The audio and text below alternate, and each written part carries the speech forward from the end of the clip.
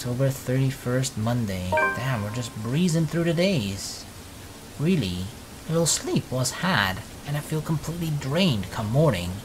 Even when Hana rises from the bed, in spite of a mild fever, and invites me down to breakfast, I can't be bothered to drag myself out from the comfort of the sheets. It's not like I need to do something particularly important today. The rain that has started sometime during the night does not help the mood. Okay, maybe it helps just a little. The strange sunny weather has been nice and all, but for it to return as it should be feels like a good sign of things to come. Perhaps things will settle back to normal, and the crazy drama that has gone on lately will die down. The rhythmic pitter-patter of the rain fills the early morning silence with a steady beat. Thank goodness I don't have to be anywhere in a hurry today. I would hate to be caught unawares in this rain. With how it looks outside, it seems that the weather is making up for all the sunny days it has given us, with a good old-fashioned downpour. It does let up within the quarter of an hour. However, a day beginning with a cloudburst like this? Locals usually take it as an immediate sign. Luxborn's abysmal weather is back, likely for good. I hope they did a damn good job of fixing this place, because I'd rather not have to deal with leaky roofs. Though Hana might find humor in it, and perhaps ask me to sing in the rain to wear out my anger, I don't like the idea that the realty did a horrid patch job with the place. Well, Hana, technically, paid millions for this place. It barely lived up to the price the realty company sold it for. Now that it's something she should be fretting about at the moment, when her health's not at its best. Hana's going to be brought to the hospital for a checkup today. Yeah, it's probably necessary, although I'm not sure what the hospital's gonna do about it. And if anything, I prefer that she focus on getting better. That fever, no matter how slight it is, can't be good for her. What with her odd behavior recently. You'd think she hit her head hard against something while I wasn't looking. Perhaps a proper rest is all she needs, but I'd rather not assume things. I'm a businessman, not a doctor. Wonder of wonders why I even bother agreeing to babysitting during duty at that. But here I am, scheduled as today's babysitter for Suarez's brat, once her father drops her off the mansion steps. Really? Oh god, we're gonna babysit Kylie? Though that is a worry for much later. If I wish to, I can ask that nobody bother me while I doze off in a cocoon of comforts. But, as always, somebody has to be a buzzkill. Are you really going to stay in bed all day? Get out of here, Shroken. What do you want? It's far too early to deal with your nosiness. You must have been really rattled by what happened yesterday. If you need to talk about it, I am quite qualified in that regard. What, you're a psychiatrist too? And you aren't even the slightest bit bothered. Truly, not even the slightest bit worried? I was worried. But I realized that it's not my life in danger, is it? He's like, ah, they're not coming after me. They're only after you two, the rights. My worrying will not help matters. Neither will yours. Loath as I am to admit it, he is right. The whole thing might have rattled me. There's little point in jumping at every shadow I see from the corner of my eye. I shouldn't lose my head for a threat that might not even come. I should know better by now. But I've never been this worried about a possible threat on my life before. I'll be honest here. If anyone is in danger, it's Hana. I can take care of myself just fine. With security tightened, I'll have at least one guard, if not 5, making sure nobody gets within 10 feet from me without my say-so. Han, on the other hand, will be away for most of the day to get that fever checked, upon my insistence. It is a small relief that Johans will be with her. Are there any updates about the woman? Being in the dark has me on edge. Information, any at all, may very well help me in calming down. I've already briefed security about her, and more from the agency will be arriving tonight. But they haven't seen anyone fitting the description. Of course not, they haven't seen the letter. So you have nothing then? Fat lot of use you guys are. What do I even pay you for?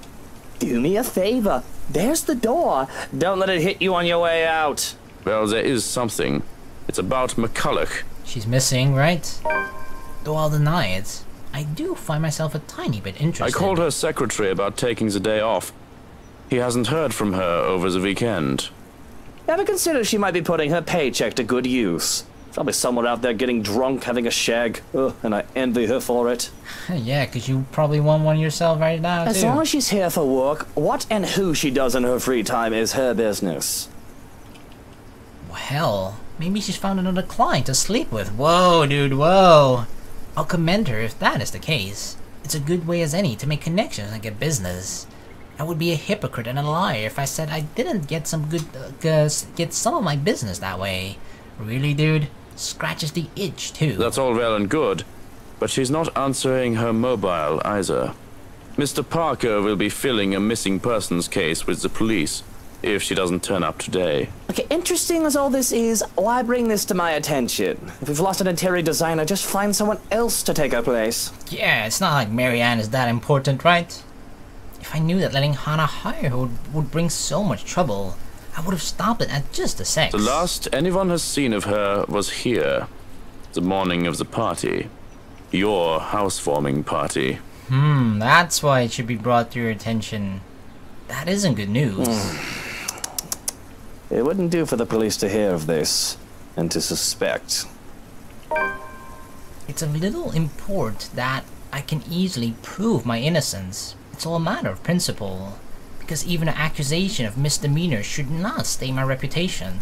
Although, maybe it is a bit too late to hope for a squeaky clean one. Yeah, no matter how much money you have, I don't think you can pay all of it away. Besides, it'll be such a hassle to have police poking about the house looking for a body that doesn't exist. Now, if we're done here, I'd like to go back to sleep and... Oh... There she is. Well, there goes any plans of grabbing some shut-eye. Rolling over on my stomach. I can only scream into my pillow. Of course, of course. Yeah, fucking little kid.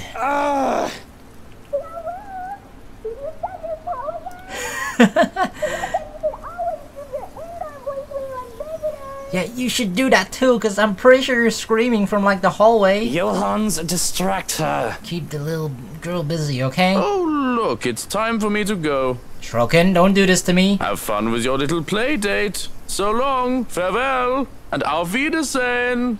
Goodbye. Wow, so cruel. No, Johans, don't you turn away from me. Keep her busy for an hour. Come on. I have to press my face against the pillow once more to suppress a groan.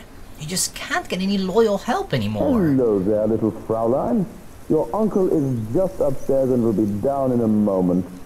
He is super excited to have you today. Oh yes, I super. hope you're well rested and ready to play a lot. Bastard. I'll be down in a sec, Munchkin. Let me just... Change into a fresh shirt, brush my teeth, fix my hair, bemoan my very existence. Wish I was anywhere else in the world right now. Don't get me wrong, Kylie is a great kid. Wonderful. Better than most brats her age. But handling a tyke is the last thing I want on my agenda right now with this whole Hana business. Fortunately, I am well versed in how the world works. I've long learned that the show must go on, no matter what hurdles come in my way. So I set to preparing for the day. Running a comb through my hair is just divine, and simply makes me feel more human. Bed hair is disgusting, though it isn't as bad now as it was when I was a child. With how expensive a trip to the barber's was, I often had to grow it out until mother had the time to cut it for me. The curls and tangles were simply horrid. Why, I was even mistaken as a little girl because of that. It certainly doesn't help that I was named Lucille. I told you, that freaking name, Lucille. Oh my god, who did that? Why did our mother do that to him? A freshly pressed shirt is enough to chase away the last signs of sleepiness. The feel of crisp and clean cloth in my hands is a clear marker to the start of the day. But something catches my eye. My clothes and personal effects are already set on the dresser for the day. Boxers, trousers, belt, and socks on one side with my shirt, jacket and tie on the other. It's always the same things. Always. Cufflinks, colognes, and anything else I would like to add stays in the dresser for me to choose from. It's all routine. However, among the silvers, the greys, and the red is a tiny blue box. Huh? What's in here? What is this? Is this a surprise? The thing is small and light, fitting in the palm of my hand. Too big to be a ring box, but too large to be a watch box. Looking at it closer, I see it's one of my handkerchiefs used for wrapping. It's easy enough to untie the knot to reveal a plain box inside. An odd and quaint way to wrap up a gift, I suppose. Though presentation should be the last thing I need to be worried about. Mail, packages, gifts, and the likes are supposed to be vetted before they get to me. In the morning, Johans would hand me a list of things I need to look over and go through, yet there was no forewarning of this. Immediately, I dropped the thing as if it burned me. I shouldn't have touched that. I shouldn't have touched that. Why is he overreacting like that? It's not like there's anthrax in it, right? Right? It very well might have. Without security going over it, it could be a nasty gift for me. I can still remember when a security guard died to contact poison that covered an innocent enough birthday card. For fuck's sake. Okay. I guess I can understand his paranoia then. But as the box hits the ground, it spills its contents. And what I see makes my stomach turn. What the fuck? An eyeball all as these are Zach's eyeballs, right? An eyeball still with its nerve ending, mucus and all, plops to the ground. I have to fight the urge to gag as it rolls and stares up at me. Oh god. Oh, this is some pretty big eyeballs. Oh god. That's sick.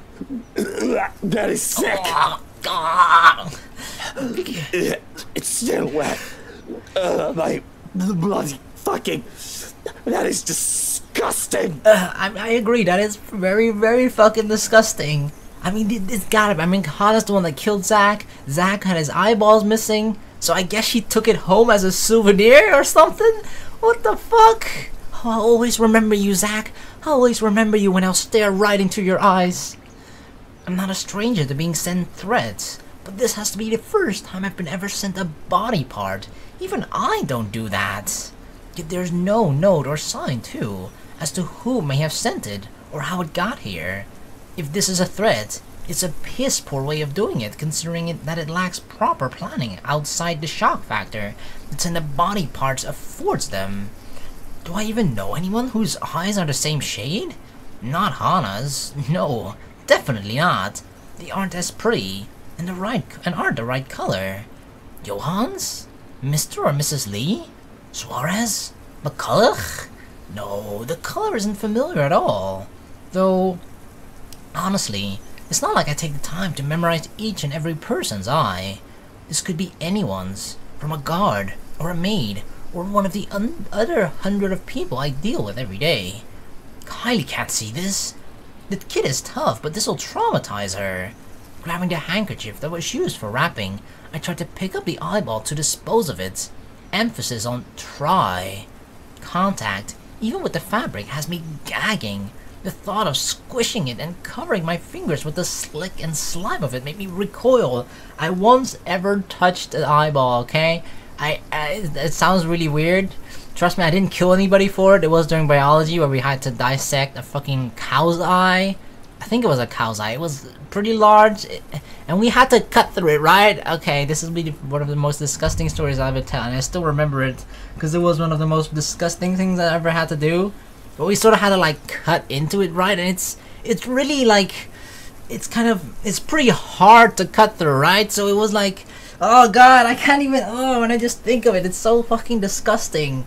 But like, I had to cut through it, and it's really tough and hard to cut through. But the moment you sort of cut through it, like all the juices sort of start splashing out. Luckily we had we had like these protective goggles, we were wearing gloves and all the other shit. But still, holy fuck, that's one memory that'll stick with me forever. Oh, that was disgusting. So yeah, I am not a stranger to eyeballs, but god damn it, still seeing one like this, even in a game, still freaks me the hell out. But the slightest of touch is enough to make the eyeball roll towards the bed. And in my mad scramble to make a grab for it, it rolls away even farther under the bed until it's in the middle, in the smack dab middle. There, it just taunts me from where it sits out of my reach. Green iris fixed on me again, perhaps judging my poor attempts to get it. The hell with it! I don't have time for this. No, just let it stay under the bed. Ugh. I wash my hands of this, quite literally at that. Though I wish it isn't easier said than done. The nagging in the back of my head, the voice that tells me I need to be more cautious about this, refuses to push the matter aside. While it is true that it is cause for concern, without demands or anything of the like, worrying will do very little to help. Looking around the room, I try to see if any other presents have been left behind. To my relief, aside from the blue box, nothing else is out of place. The most I can do right now is alert the present security staff about this breach. Watch out for any other threats. If they have a message for me, they'll most likely send it with their next gift. Whoever has sent this I would assume that it is more to shake me up than anything else at the moment. It'll be best to act as if this didn't happen. No need to make a child worry about it either. She doesn't need to know. Smoothing down my suit and my hair with a sigh, I steel myself for the horrors. The horrors that come with taking care of a child. While I try to forget the horrors that come in a box. Good morning to you, Luke. Oh, hello, little Kylie. Speak of the devil, and she shall appear. Bright-eyed and bushy-tailed, Kylie grins up at me as soon as I open the bedroom door. She was probably just waiting like, Tio Luke, come out already! I'm ready to play! She was just waiting in front of my door. She swings the backpack she's clutching, hitting my leg in a show of impatience and looking entirely unapologetic for it. You just wake up! Oh, tell me you forgot. It's our play date today. I remember, Kylie. I doubt I'd forget. Kylie's visits are a frequent enough thing that they found a way into my schedule. They're supposed to be visits to her godmother, but we can't pick who her child gets along with. So as long as I'm not busy, her father can drop her off for the day, which is all well and good for me if it makes Suarez focus on work I've given him. So that's another thing, right? It seems Suarez is a guy. Yeah, he is the father of Kylie, of course, but he also works for Luke. Besides, she's a bright child, tolerable.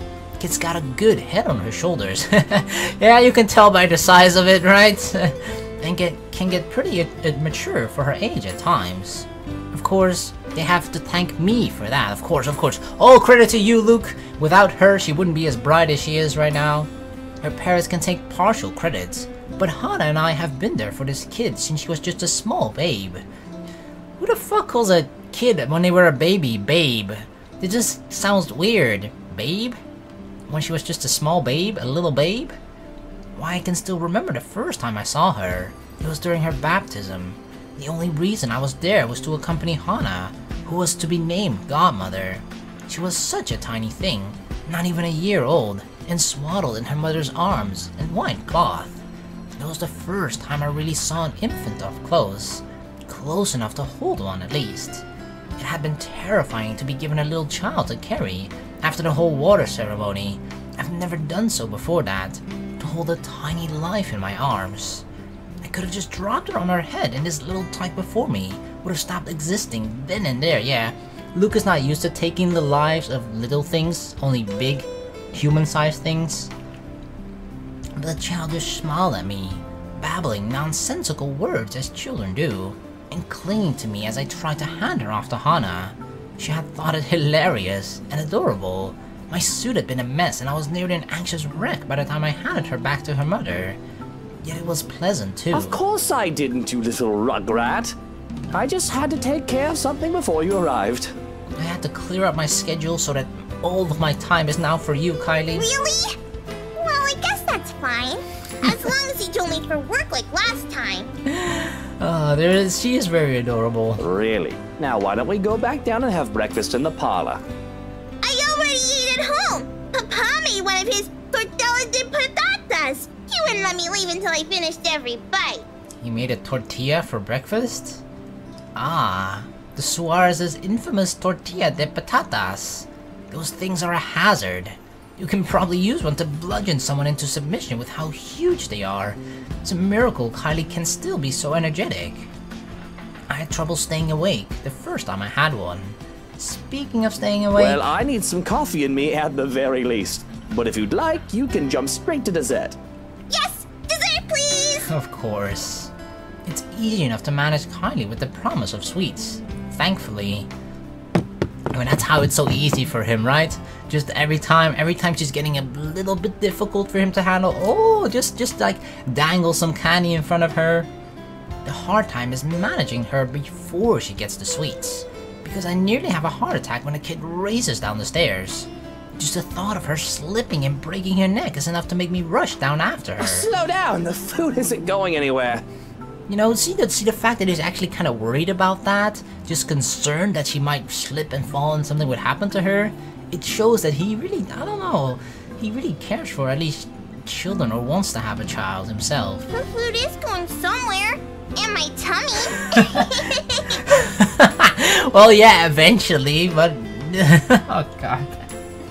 Silly girl. Jesus fucking Christ. Children. Hey, that was a good one, okay? That was a good one, Luke. With a shake of my head, I ushered Kylie towards the parlor and ordered a maid to bring food for us. Whatever breakfast there is, along with a cup of coffee for me and an ice cream for Kylie. But I can't leave the kid alone for too long, unless I want to let her turn the other room into a slaughter ground. True to my expectations, I've only left Kylie alone for a few minutes, but she's already made herself comfortable. What the hell are those? The stuff from her backpack has been left scattered across the room, from coloring books and crayons to toys. Oh, that toy, that doll, whatever the hell that thing in the middle is. It looks kind of creepy with how huge the eyes are. I mean, they're like anime-sized eyes, but these are creepy eyes, okay? Damn. Like everything else, the dinosaur, that looks cute, kind of, I guess, for as cute as a dinosaur can look. Teddy bear is pretty cute, but then she's got this weird, freaky doll. She's well equipped to amuse herself with no trouble, though I can certainly breathe a little easier if she won't bring her doll along every time she visits. Exactly.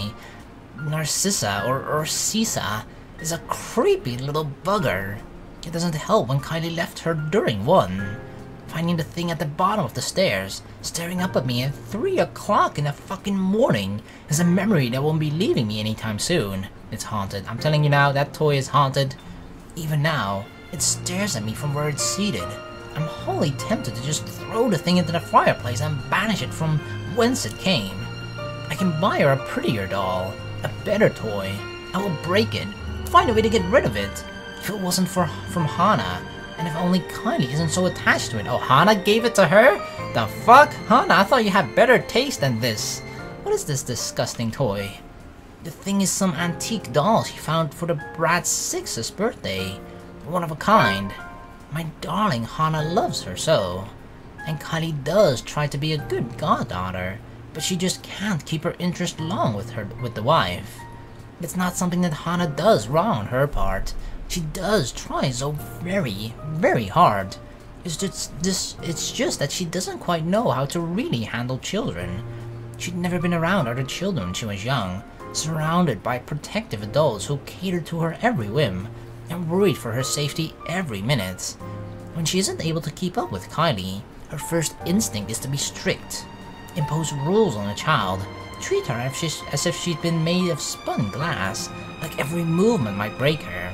I, at least, have some idea from being around street kids. I know the games they've played and how they think. I know that scraps and skinned knees are all part of childhood, and even with how I grew up, I had time to be a child and not some sheltered heiress. With Kylie, as behaved as she can be, with her toys and her books and arts, she has to use up all of her energy somehow. To run around the playground and make a mess in the mud, or to even just fake wrestle for a short while. Just let her be a child when she wants, I'll say. If it becomes too much, just bribe her with sweets or ship her back to her papa. Papa! Problem solved. Unfortunately, Hana isn't quite up for those sorts of things most of the time, thinking it'll spoil the child. It turns a whole playdate awkward every time. Taking the last seat I left, I plugged one of the coloring books from the table to see it filled with dinosaurs. Not exactly what I expect to see for a little girl, but it doesn't hurt anyone. Yeah, you know, most girls are probably like ponies or something, you know? The rainbows, that's what they draw. She draws dinosaurs. Yeah, it's fine. If she wants to play with dolls and cars, or dolls with their cars, what do I care? She only put doll tutus on model cars even. Oh, this is a new one. The last one you had was filled with horses, wasn't it? Those were ponies, Tio. They're much cuter than horses. Oh, sorry, of course, of course. But we went to a dinosaur zoo, and it was awesome! You went to a dinosaur zoo?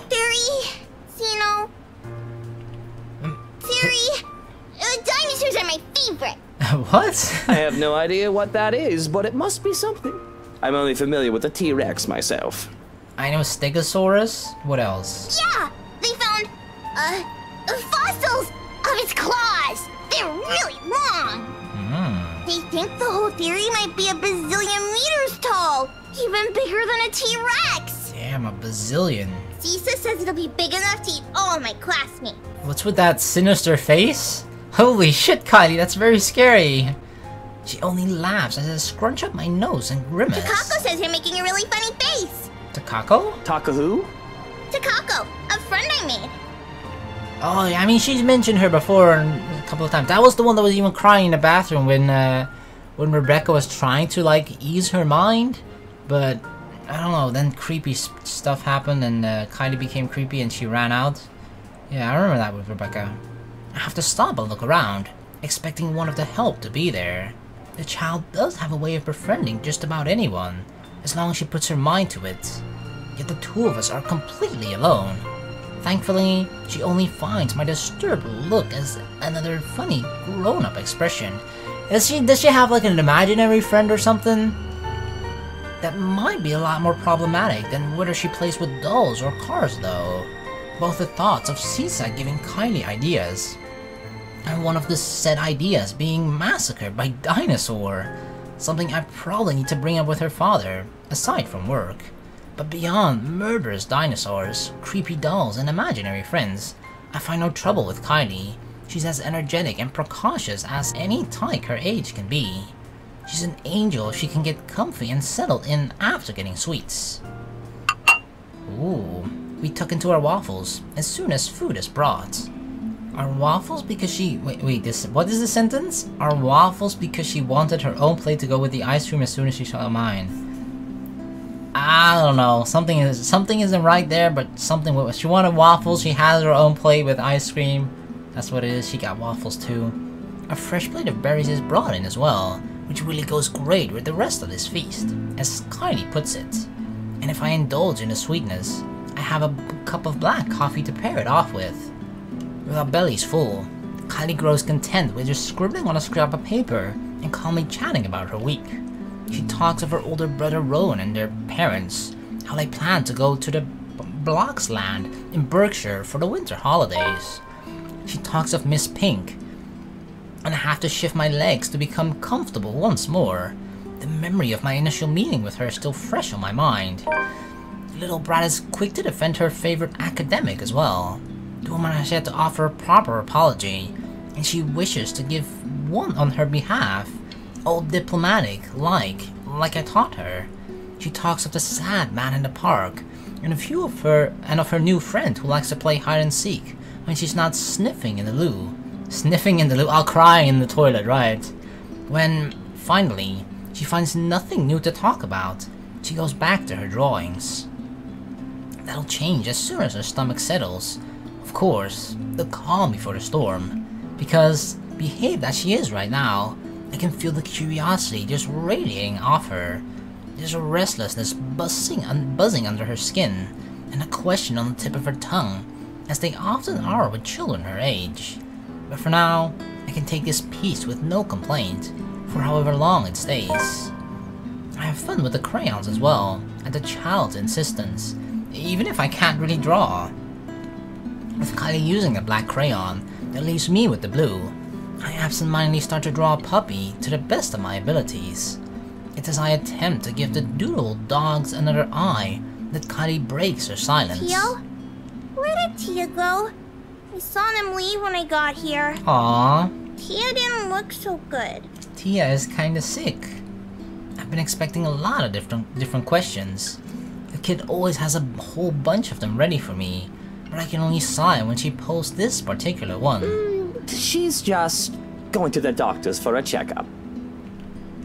And as kids go, there are follow-up questions. And you didn't go with her? Cause I'm spending time with you. Well, you were going to be here, sweetie, so I had to stay behind. So she's all alone? At the hospital? Isn't there someone from the staff with her? Oh, no, of course not. Tia has Johan's and her maid and a guard. She's got plenty of company. Three. More people than me. Yeah, but you're not with her. If I didn't know better, I'd say the kid is trying to make me feel guilty. Yeah, he's like saying, this is the proper thing to do, dude. You're spending time with a little kid instead of being with your wife, who is like, you know, been pretty sick for the last couple of days and acting really strange. She's telling you what you gotta do, man. I want to say that the little tyke is evil for making me feel so. But I understand. When I get sick, Papa and Mama have to leave me with your maids, too. That doesn't mean it's the proper thing to do. Well, they don't take care of you? That doesn't sound right. Even my mom took care of me when I was sick as a child, yeah. The parents of Papa and Mama are like, oh no, we don't want to become sick. Maids, take care of her. Well, they're always busy with work. Aww. Oh, I see. I guess that's no good. I know she doesn't mean to accuse me of anything, but as her father's boss, maybe I do overwork Suarez a bit. There's a lot of responsibilities that only he is capable of carrying out. I'm sorry. I'm sorry I'm keeping your father away from you, Kylie. I apologize. Delegation is a thing, sure, but when said responsibilities are legally questionable at best, putting others to the task isn't always an option. But maybe your papa is in need of some vacation time. He deserves it, doesn't he? He's a hard worker. I could arrange something for the holidays. Maybe. I could cut him some slack. Some of his assignments can wait. I can't do much for her mum. She isn't one of my employees, but this would have to suffice. It would be worth it if it makes the little girl happy, because, just like that, the somber look on her face turns into one of pure joy. I don't know, that smile looks a bit creepy. It's like looking at a little sun, warm and bright. It's nice to do something kind every now and then. It's gotta be a rare thing for you. Would you really, Teal? Would you like that? I'd like that very much, yeah! We can go to this museum! There's one with lots of cool trains and planes! I like trains! You like trains? And there's the local Manor theme park! And a monkey forest! There's a kid adventure farm too, the wacky warehouse, and a play barn as well, and... Like an actual forest with monkeys? Whoa, slow down there, Munchkin. She's already getting all planned out. I know you're excited, but I think you should let me schedule your dad's day off before you plan a whole year's worth of stuff. There's an embarrassed giggle, but she does reel herself in, enough to calm down, which is a feat in and of itself. It's obvious how giddy she is. And if she wasn't looking forward to the holidays before, like any child should, she does now. I think Tia would be really happy if you were with her. Aww. You could have told me you needed to go to the hospital with her, Teal. I won't be angry. I'd love to be with her, but I wanted to spend time with you, Munchkin. And she told me to stay. Did she tell us that? Besides, I don't like hospitals. They always smell like alcohol. Not the good kind either. I don't think anybody likes hospitals. They're scary. Yep. But you said Tia is brave and strong. That she is. A content silence comes over us as we go back to scribbling. Though I stop when I'm done with my blue dog, cringing at how awful it looks. Kylie reprimands me for that because I should be like her. The little tyke goes through several sheets of paper, one drawing after another. Practicing, she says, because practice makes perfect. Not to mention there's a drawing contest coming up in class. She just has to beat Tim from class D. I already fucking hate Tim, who says girls can't be superheroes. Oh, Kylie, you gotta prove him wrong, okay? Of course there are girl superheroes. Superwoman, Wonder Woman, what else? The clay gets a turn too. Catwoman. Catwoman's a fucking superhero too, right? The clay gets a turn too. And we start sculpting food and pretending we're Michelin chefs. When we were too tired from tossing pizza and making cakes, there's no trouble in finding another activity more relaxing for the both of us. I find myself invested in reading The Picture of Dorian Gray once more, often I lose myself in the pages of the book. However, it is rather difficult to do so when I'm also trying to keep an eye and an ear out for Kylie. I've been reading the same paragraph over and over again even. Inexplicably, I can feel my skin crawl when the girl sits with Narcissa by the parlor's fireplace, humming, singing. Oh god, is something creepy gonna happen with that doll? Though I ignored long enough to only hear the tail end of the song. Everything is up in flames, up in flames, up in flames. Everything is up in flames, my fair lady. That's the same. This sounds like a different verse of the same song, the one when she sung before, right? London Bridges Falling Down. Yeah, I don't think I can spend any more time with Kylie considering how high-strung I feel. So it is a good thing Suarez came for her as soon as I've called. Though it is earlier than the agreed upon time, he voices no complaint. The bastard even has a look of relief as soon as they left. Or, at least, I interpreted it as such, from where I stood by one of the windows, not bothering to step out and greet the man. No doubt he still doesn't trust me around his spawn. Really? He doesn't? Well, he has every right to be suspicious of me. I am a dangerous man after all. So he doesn't trust us around his child, yet he sent us here anyway. And he does work for us at the same time. I mean, if he works for us, he probably knows better than anyone else all the dangerous things that Luke is capable of, but still, it's a bit weird. But to my chagrin, that leaves me with the rest of the day with nothing to do. Well, aside from picking up the mess Kylie left scattered about in the parlor, please tell me she did not leave behind the doll. That's all I'm wishing for, just like, don't leave behind the doll. To my immense relief, she remembered to take her doll home with her this time. Yes, that's what I'm talking about. Thank God, Kylie. But the same cannot be said of the crayons and papers littered here and there. First thing first, I snatch my own doodle off the table and rip it to shreds, leaving no hope that it will see the light of day. There will be no evidence of this awful, ugly dog I created. The rest of the drawings are all Kylie's, remain unharmed as I collect the lot. Though they've been stacked neatly on the table before, they must have been blown out or blown about when I saw Kylie off. There are plenty of them. It's like she created a whole fucking comic. She created her own manga. From cats and cakes to powerful or colorful rainbows and gardens, the child managed to make a lot of it during her morning here. There is one more that I have to fish out of the fireplace where it landed. Expecting to see another one of Kylie's masterpieces, I am instead greeted with something a bit more concerning. What is this? There is me and there's Kylie, the two of us side by side. Oh my fucking god, hell no. And smiling as our stick figure cells stand in a nondescript field. No! That's Takako? Really? Takako's the ghost and Kylie is friends with the ghost? Oh my fucking god, no way. Oh god. Why am I holding Takako's hand? Isn't she Kylie's friend? Why am I holding the ghost's hand?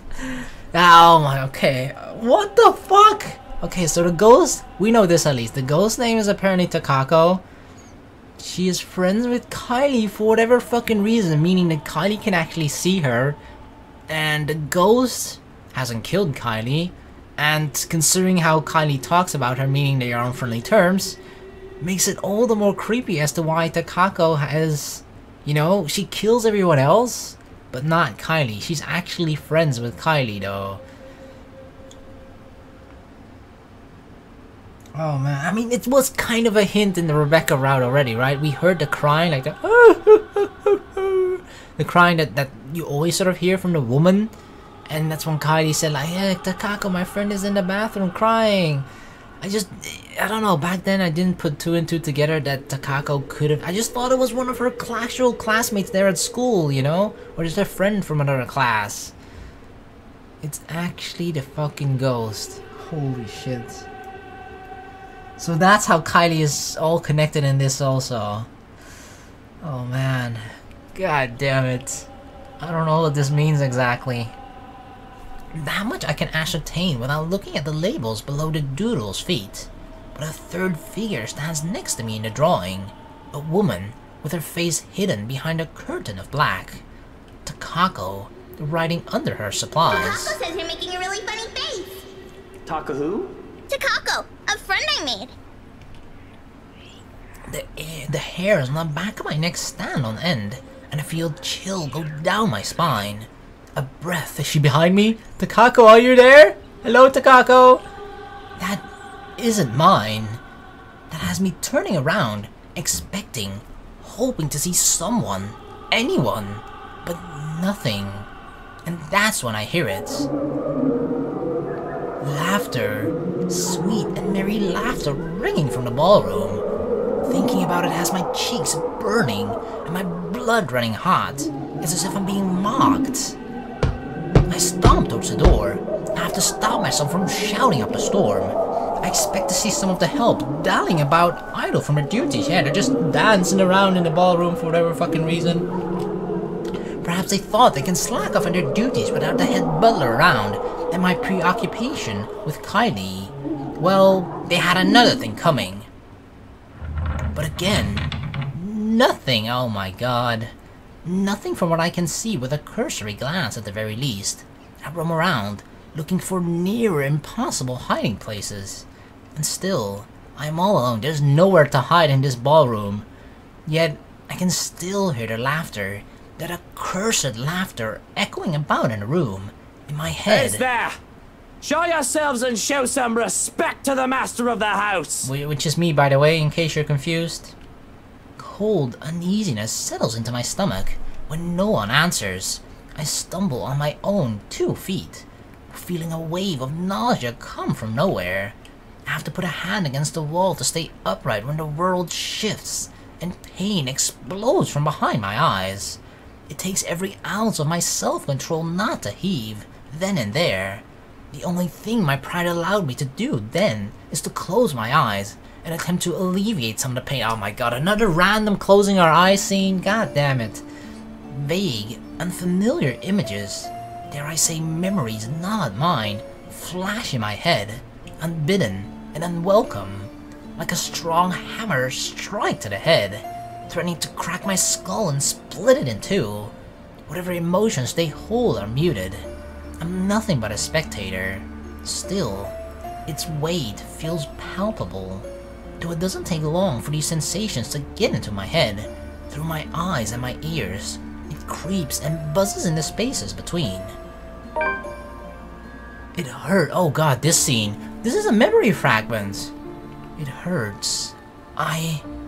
She doesn't want this.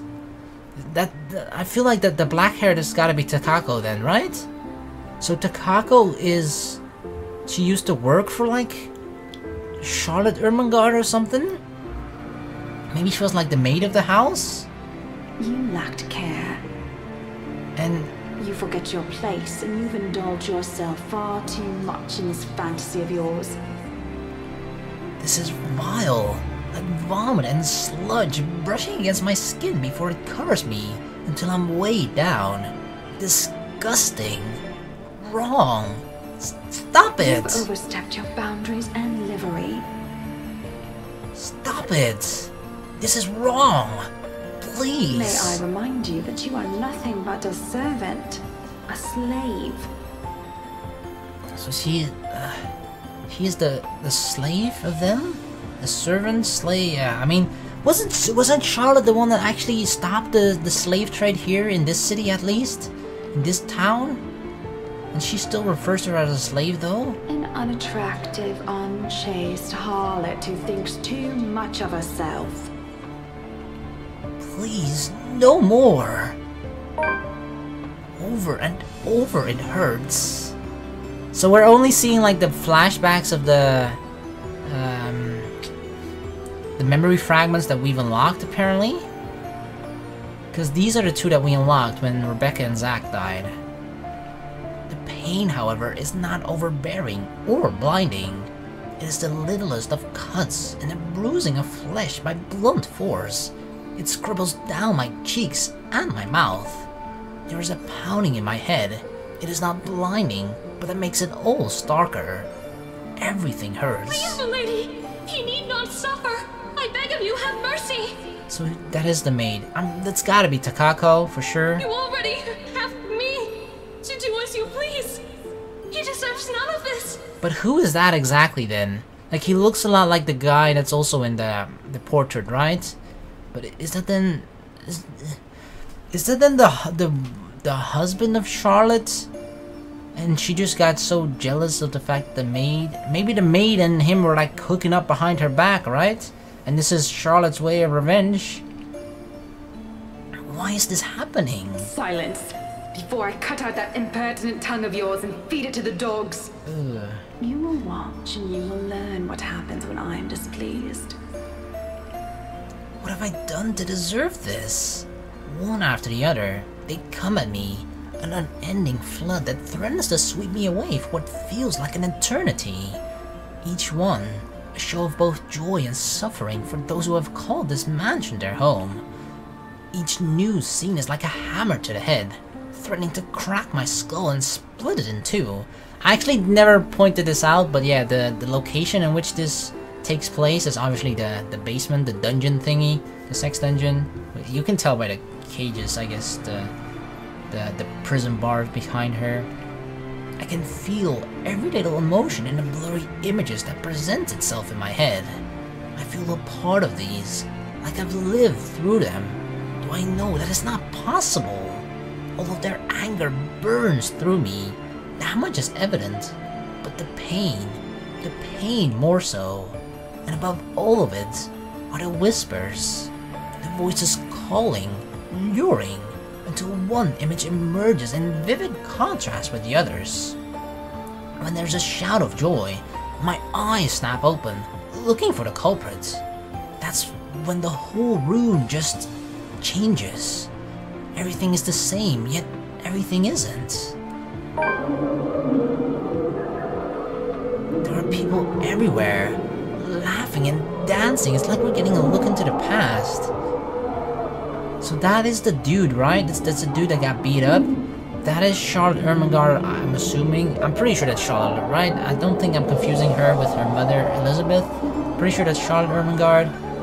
Obviously, they seem to be dancing, so they were definitely a couple.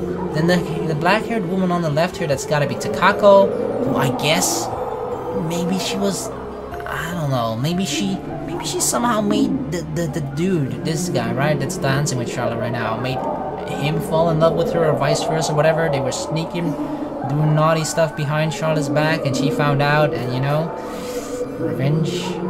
That's really what this kind of feels like to me.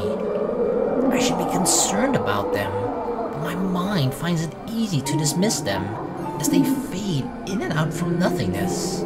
Instead, I find my concentration drawn to a man and a woman, though one can only call them a lord and a lady, going by their clothes. But the thing also is that Luke does look very similar to the dude, and Hana probably looks a little bit similar as Elizabeth or Charlotte Ermengarde too. I mean, that was mentioned like pretty early on, I believe. Around one of the first times when they entered the house or something like that, when they were in the process of buying the house. And oh, just see how happy the couple looks. Though the man's eyes are eerily blank, like he's not all there. His face is familiar though. In fact, they both are, but I can't quite place why. The two make for a pretty picture as they dance in the center of the ballroom. Even the phantom crowd's attention stays on them. It reminds me so much of Hana and I during the early days of our marriage. The honeymoon years, they call it. We were happy then too. All smiles and her sunshine, even with normal dreary weather. Younger, we had less to worry about, or at least thought that way. I thought, wished, we could go on that way even with all that I did and had to do. But life has a way of catching up. There was work to be done. Although we had to stay the loving, perfect couple in public, I could not afford to look so weak, to appear tied down to someone else, to those who knew who I really am. I had to harden my heart when I have business, but it hadn't always been so easy to just switch that part of me on and off. I should be concerned about their intrusion too. Ask what in the bloody hell they were doing in my house, throwing a party as if they owned the place. Well, they used to. Ask myself how the fuck I didn't notice what was going on before, when the parlor and the foyer are both only a few doors away. But I have the feeling that yelling and screaming at them won't do much of anything anyway. None of the others have given me notice. I realize that this might not even be real. It dawns on me that these two are the people from the paintings, the ones all over the mansion. Yep, there we go. Which makes sense. I don't think I'm imaginative enough to make all this up on my own. This must be a dream. Or a really horrible high. I don't know. Did you smoke something? Just then, I can feel eyes on me as I contemplate the absurdity of the situation, yet I find difficulty in trying to tear my eyes away from the two dancing. I manage, and I regret looking away. Oh shit, she's there! Ugh, the woman from the balcony stands beside me. Oh god, it's Takako. At least we know her name, right? We can go like, hey Takako, what up, what up? Can we hold hands like in the picture, you know, in the Kanji drawing? Wanna hold hands with me? Hey woman. I can hear her rattling breath, menacing and chilling. Everything in me screams to run, but something pins me to the spot as she looks at me, watching and waiting. She is showing this to me, right? She wants me to see this. The clamor of their voices fill the ballroom. Although they say such welcoming words, I do not feel comforted by the madness I'm experiencing. Their joyous voices turn sinister and foreboding to my ears. Their chorus of people that shouldn't exist, threaten to overwhelm me, drown me even as I stand on dry land. The music still plays as the Phantom Quartet continues while I stand there, vulnerable and afraid. The dance has already ended, and I'm afraid that I might just be tonight's entertainment. The tension is all well and good until bullets like this go down. These phantom people watch me, thousands of eyes scrutinizing, though they cheer for my return. Cajoling for me to dance, or cajole I guess, for me to dance and join the merriment. There are eager hands all over, pulling me in every direction, but they do not move me enough to remove me from the woman's gaze. I feel like she's inviting me to dance. Look, her hand is kind of like this, like, may I take this dance from you, sir? She's kind of like inviting me to dance with her like that. Oh god, it's so creepy. Especially with her staring at me like that. Listen. Can you not hear them as they welcome you home? Your kind? Our kind? What do you mean, our kind? You're one of us, my love. We are bonded by the blood we share. What? If I thought the voices were overwhelming before, it is nothing compared to how they are now. Their voices are loud, speaking in unison and echoing ever on in the spaces of my head. They welcome me back, as if I've always belonged, as if I was meant to be here in the first place. They call me all these titles and names that do not belong to me, and that man's face, the one with the empty eyes, flashes again before me. I feel like they're confusing me for him, right? That's what this is. Or somehow Luke is connected to that guy, maybe blood related somehow, so he's like the son or grandson, or like, you know, what is like after grand, I don't know, but like somewhere in their family or whatever. Once, fleetingly, like a new memory having burned itself in my mind, I have to struggle for air when I come back to myself after. I'm not. This isn't. The welcomes turn into screams at my protest. Pained and desperate pleas for my help, telling me that it is my duty to stay, telling me that I belong among them, to them. Gentle touches turn their near threatening, the warning scratches and the baring of teeth by predators before they truly maim someone.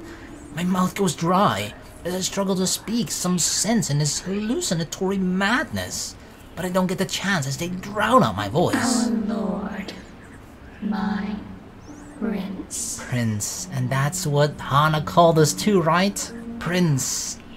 At our words, there's a compulsion to stay, though my heart races in my chest. The fear I should be experiencing refuses to register in my head. Mind and body war with each other, nearly tearing me in two.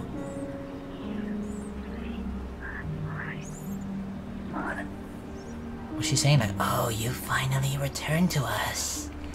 The compulsion to walk into her arms is strong. Don't do it, dude, don't do it! Whispers in my head tell me to go to her. They say that she is safety. She is home and heart. We have been waiting for so long. But repulsed at these thoughts, I wrench away and turn with a small gasp. Without hesitation, I start to make a run for it.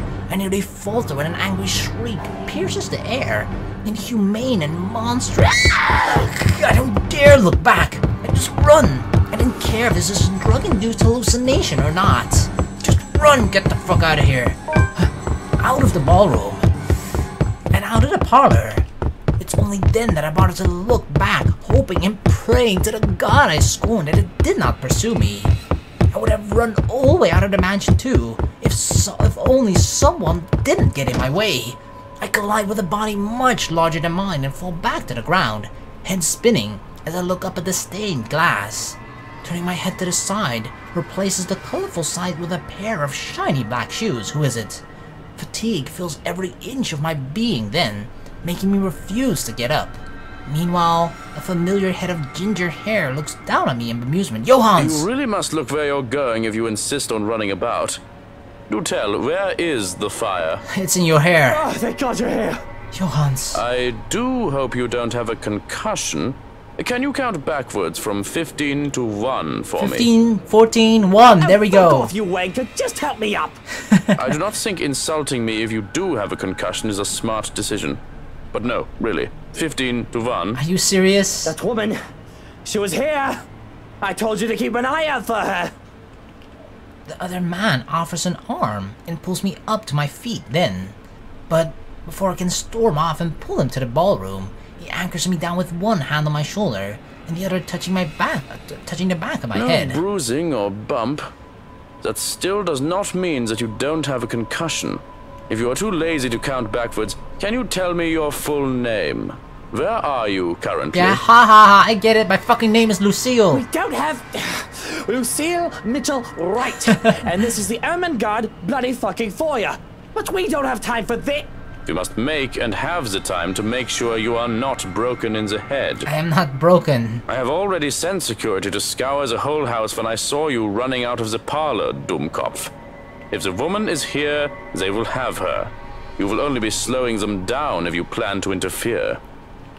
When he points that out, I realize that there are guards starting to filter into the house as we speak, with some already searching the nearby room. Armed and uninformed men go about in pairs, making it so that the house is in a flurry of activity. He lets go of me then, with the knowledge that I'm not going to keel over anytime soon. I was hoping that you would be tired from dealing with the young miss on my return. Instead, you come running and hit your head. Such a troublesome boy. Shall I be carrying you to bed, too? I'm not a little boy. I can manage just fine on my own. Though I don't see how I can sleep until that woman is caught. It'll be easier to keep you safe in your quarters. This is twice we've known the woman to break in.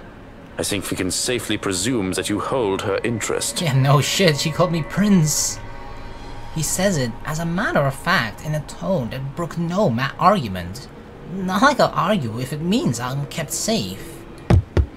The two of us hurry upstairs, though we remain watchful and wary of any potential threats to my person.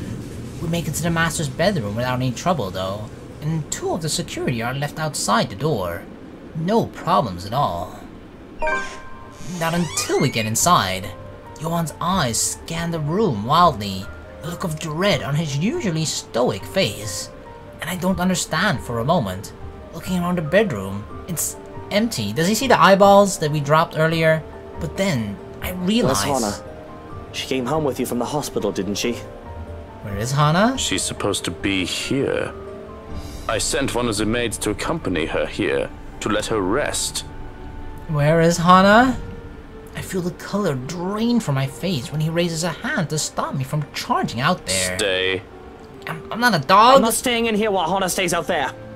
One of the guards will find her and bring her here. God damn it, where the hell did Hana go? Where did Takako controlling Hana? I don't know anymore who is who exactly, okay? Just find me my wife! And what if they don't? What if that woman gets to her first? What if she already has her? She probably had her a long time ago, though. That's not possible. You can't promise that. There's no second thought as I reach under my side of the bed and pull out one of my knives. I have no doubt the other man can take me on if we are both unarmed. But with this, I can even a field. Are we really threatening Johans with a knife? Or at least deter him from escalating the situation and risking hurting either of us. I'm going out there to look for Hana, and you're either with me or you aren't. I'm not risking Hana, and I'm not leaving her alone. Still, like a stubborn mule, he refuses to budge from the door. There's a withering look on him that I try to match. Do you want to get stabbed, Johans? One that somehow I am losing fast too. Even with him not saying a word yet. Can you see yourself in the mirror right now? You are in no proper state to go looking for anyone. If it will make you happy, I will do the looking. But please, and don't make me repeat this, stay where it's safe, where security can find you. Am I really safe here though? We already have one person to be worried about. Please don't add another one to it. Perhaps it is his tone. In spite of his general disdain for virtually everything that has to do with me, I like to think that over the years he has grown to take care of Hana at least. Much as I loathe to admit this, I trust him with her safety over any servant in this house. So, an acquiesce. You have 2 hours, Shirokin. I don't think it'll take that long to find one missing woman in this house. 2 hours. Any more than that, and I'm going out there. You got me, Shrokin? Of course. Despite his words, he lingers. If I didn't know any better, I'd say he wants to make sure I get in that damn bed and sleep before he turns away from me. What am I, a child? Watching me and treating me like one. There's the reason why we will never get along. It's right what are you there. waiting for? And the knife?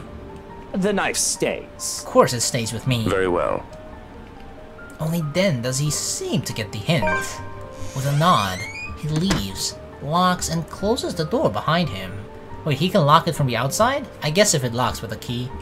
For a moment, I still hear his voice while he gives the guards outside firm instructions. Then a hush as soon as he departs and his footsteps fade away. One that doesn't quite last. As quickly as the silence settles, lightning flashes across the sky, followed immediately by the loud boom of thunder.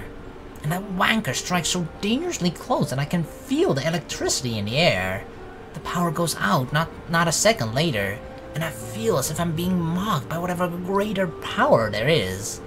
All is deathly still for a moment, but soon the rain starts once again, far heavier than the light drizzle from this morning, its pitter-patter hitting hard against this place's roof.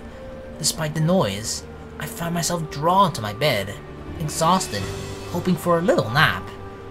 I'm safe here. Hana will be safe too. Shrokin will find her, and when I wake, she'll be here. It does not take long. Once my head hits the pillow, in a matter of minutes, darkness claims me. How could I even sleep at this moment? I would not be able to sleep no matter how tired I was. Bringing with it laughters and whispers of a twisted love from a long time gone. Stay away! Who are you?